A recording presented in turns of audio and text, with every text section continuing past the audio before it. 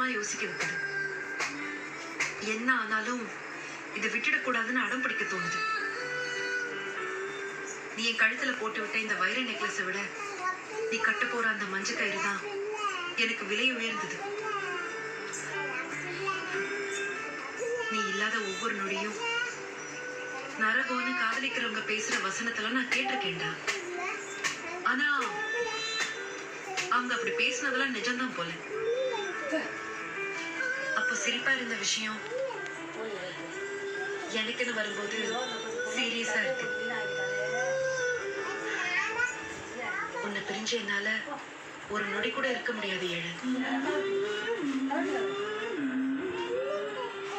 சரி, நான் உன்கிட்ட ஒண்ணு கேட்கவா?